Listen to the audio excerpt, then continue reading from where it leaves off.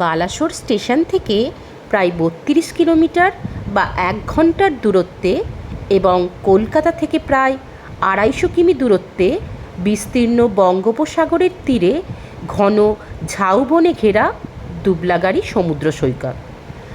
যারা বহুদিন কোথাও নির্জন সমুদ্র সৈকতে যাননি, বালুতটে ঝিনুক কুড়ননি, তাদের জন্য সেরা ঠিকানা উড়িষ্যার দুবলাগাড়ি সমুদ্র সৈকত।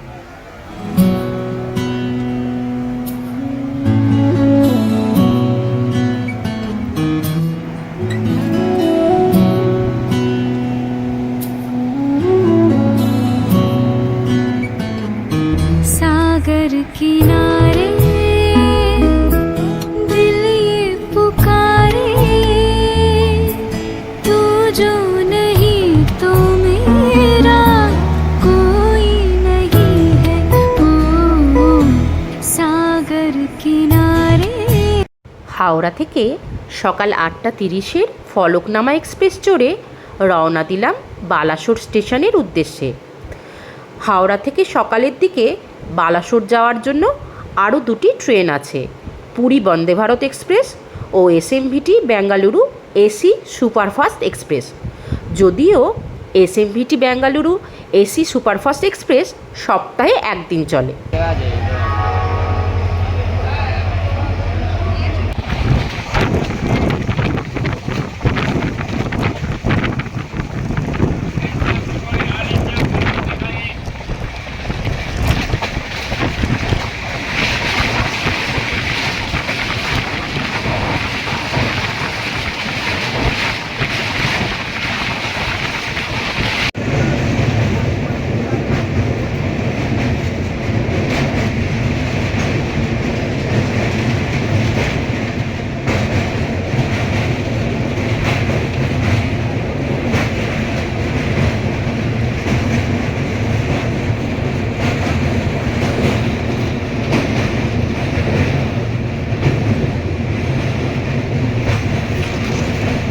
ট্রেন লেট থাকায় আমরা 11:38-এর বদলে প্রায় 1:45 নাগাদ বালাসোর স্টেশনে পৌঁছলাম।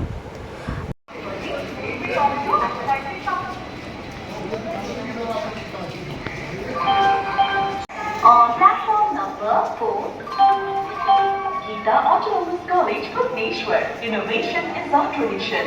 Education for a world stage. স্টেশনের বাইরে আমাদের গাড়ি দাঁড়িয়েছিল, যা রিসর্ট থেকেই ঠিক করা হয়েছিল। গাড়ি করে ক্যাম্পে পৌঁছাতে আমাদের সময় লেগেছিল 1 ঘন্টা 10 মিনিট মতো। গাড়ির ভাড়া নিয়েছিল 1100 টাকা। তবে গাড়ি ছাড়াও অটো রিজার্ভ করে আপনার রিসর্টে পৌঁছাতে পারেন, সেক্ষেত্রে ভাড়া লাগবে 800 টাকা। তবে রাস্তা একটু খারাপ, তাই আমার মতে গাড়ি করে নেওয়াটাই ভালো।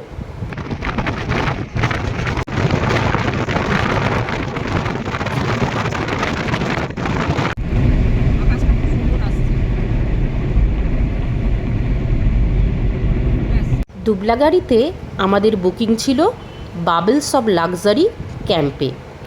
এই প্রথম আমাদের সুইস টেন্টে থাকার অভিজ্ঞতা হলো। দেখে নিন টেন্টের ভিতরটা কেমন ছিল। টেন্টে ঢুকেই প্রথমে চোখে পড়ল একটা কিং সাইজ বেড। এই টেন্টে 2 জন বড় ও 1 জন ছোট থাকতে পারেন। তবে আমরা এই টেন্টে 4 জন ছিলাম। আলাদা আলাদা থাকবো না বলেই আমরা 4 বন্ধু মিলে এই একটা টেন্টেই ছিলাম। সেক্ষেত্রে পার ডে পার হেড আমাদের 1800 টাকা করে পড়েছিল। যদি 2 জন থাকেন এবং একটি বাচ্চা থাকে তাহলে পার ডে পার হেড 2000 টাকা করে পড়বে। আমরা যেহেতু বেশি জন ছিলাম তাই 200 টাকা করে কম পড়েছিল। এই দিকটা ড্রেসিং এরিয়া, সেখানে একটা রয়েছে ওয়ার্ড্রোব আর বাঁ দিকে রয়েছে একটা মিরর। তবে এই 1800 টাকা ফুড ও লজিং সমেত 4 বেলা খাওয়া ও থাকা নিয়ে পার ডে পার হেড 1800 টাকা। চলুন এবার ওয়াশরুমটা দেখা যাক। ওয়াশরুমটা খুব একটা ছোট নয়, মোটামুটি স্ট্যান্ডার্ড সাইজের। ওয়াশরুমে গিজার রয়েছে, শাওয়ার রয়েছে, কোমোড রয়েছে, বেসিন রয়েছে, বালতি মগ দেওয়া আছে, মানে যা যা দরকার সমস্ত কিছুই আছে। আর দেয়ালে একটা মিররও আছে। এখানে সুইস টেন্ট, ডোম টেন্ট ছাড়াও 6টি কটেজ আছে। রিসোর্টে পৌঁছাতেই আমাদের ওয়েলকাম ড্রিঙ্কস হিসেবে ডাবের জল দেওয়া হলো। কিন্তু বেলা এতটাই বেশি হয়ে গিয়েছিল যে আমরা ডাবের জল খেয়েই লাঞ্চে বসে পড়েছিলাম। লাঞ্চে আমাদের মেনু ছিল বেশ সুন্দর। ভাত, ডাল, আলু ভাজা, সবজি, পমফ্রেটের ঝাল, চাটনি ও পাঁপড়। আমাদের এক বন্ধু পমফ্রেট খায় না, তাই তার জন্য ভেটকি করে দিয়েছিল। রিসর্টের বুকিং ডিটেলস ও ড্রাইভারের নাম্বার আমি ডেসক্রিপশন বক্সে দিয়ে দিলাম, আপনারা চাইলে কন্ট্যাক্ট করে নিতে পারেন। এই ক্যাম্পে যে কটেজগুলি আছে তার ট্যারিফ হলো পার ডে পার হেড 2300 টাকা, থাকা ও খাওয়া সমেত। লাঞ্চে ওনাদের সেট মেনু ছাড়া আপনারা যদি অন্য কিছু খেতে চান তাহলে আগে থেকে জানিয়ে দিতে হবে। খাওয়া দাওয়া তো হলো, এবার রিসর্টটাকে একটু ঘুরে দেখা যাক।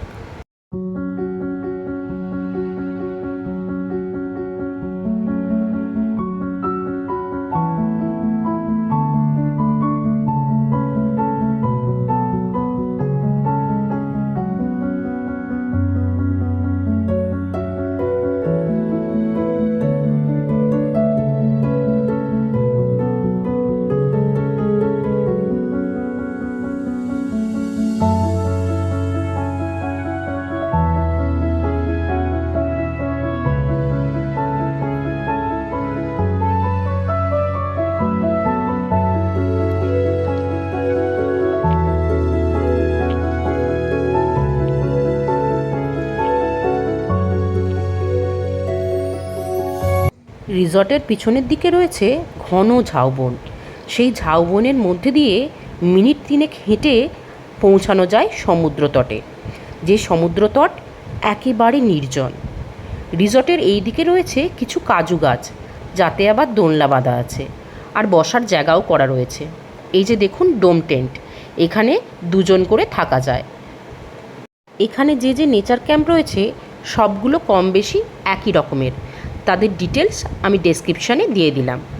এবার হেঁটে যাচ্ছি সমুদ্রের দিকে, মনে একরাশ উত্তেজনা। সারাদিনে যে কোনো সময়ে যখন সমুদ্র সৈকতে হাজির হবেন দেখতে পাবেন লাল কাঁকড়ারা বালির উপর লুকোচুরি খেলছে। চারিদিকে পলাশ ফুলের মতো ছড়িয়ে ছিটিয়ে রয়েছে তারা। ভাটার টানে সমুদ্রের জল যখন অনেকটা পিছনে চলে যাবে তখন রাশি রাশি ঝিনুক বালিতে অবহেলায় পড়ে থাকবে। যত দূর চোখ যাবে দেখবেন আপনি ছাড়া সেখানে কেউ কোথাও নেই। এখানে ঢেউয়ের দাপট কম হলেও জোয়ারের সময় সমুদ্রের আওয়াজ ক্যাম্প থেকে শোনা যায়। আর এখানে দেখতে পাবেন স্থানীয় জেলেরা এক এক জায়গায় মাছ ধরে এসে জাল থেকে মাছ ছাড়াচ্ছে। সকাল সকাল মোহনায় গিয়ে খুব সস্তায় মাছ কিনেও আনতে পারেন। বর্ষার সময় ইলিশও খুব সস্তায় পাওয়া যায়। বাড়ি নিয়ে আসতে চাইলে ওনারা প্যাকিংও করে দেন। আপনাদের সাথে কথা বলতে বলতে একেবারে সমুদ্রের কাছে এসে পৌঁছালাম। এখানে ছোট ছোট ঝাউ গাছ লাগানো হয়েছে বলে বেড়া দেওয়া আছে, যাতে করে চারাগুলো সুরক্ষিত থাকে।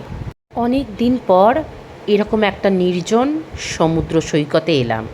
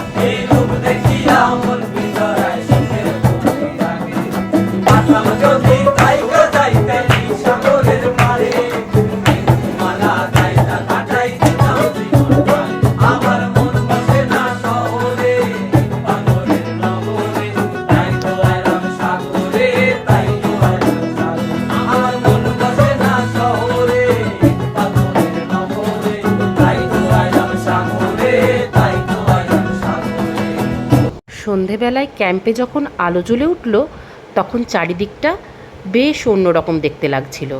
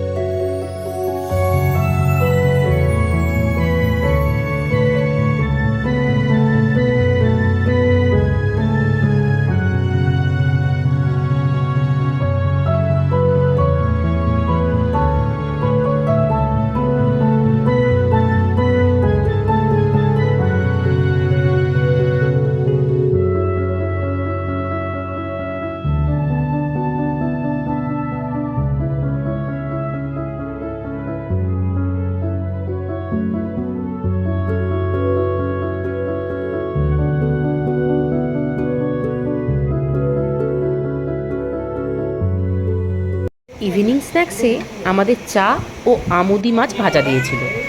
এছাড়া আমরা অর্ডার করেছিলাম চিকেন বারবিকিউ। বারবিকিউ করতে চাইলে আগে থেকে বলে দিতে হবে, তবে সংখ্যায় বেশি হলে একটু সুবিধা। একজন বা দুজনের জন্য ওনারা সাধারণত বারবিকিউ করেন না। ইভিনিং স্ন্যাক্স খেতে খেতেই আমরা এত দেরি করেছিলাম যে ডিনারের সময় হয়ে গিয়েছিল। ডিনারে ছিল রুটি, ডাল ও চিকেন কষা।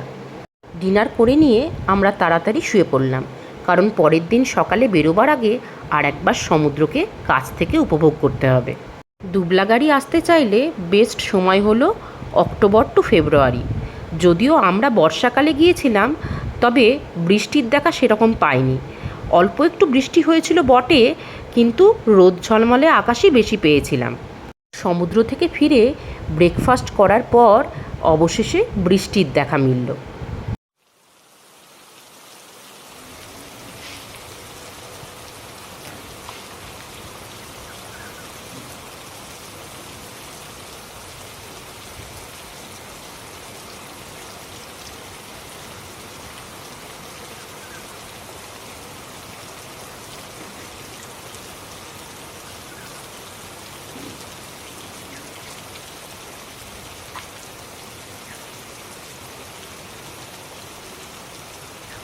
ফেরার সময়ও আমরা ফলকনামা এক্সপ্রেস করেই ফিরেছিলাম। ফলকনামা এক্সপ্রেসের বালাসোরের টাইম হলো দুপুর 1টা 50, তাই আমরা আর্লি লাঞ্চ করে বেরিয়েছিলাম। লাঞ্চে ছিল ভাত, ডাল, আলু ভাজা, ঝিঙে আলু পোস্ত ও ভেটকি মাছের কালিয়া। এর সঙ্গে ছিল চাটনি, পাঁপড় ও স্যালাড। এবার ফেরার পালা। আমার এই ভিডিওটি আপনাদের কেমন লাগলো তা কমেন্টে জানাতে ভুলবেন না। আর যদি ভালো লেগে থাকে তাহলে অবশ্যই লাইক, শেয়ার ও সাবস্ক্রাইব করে দেবেন।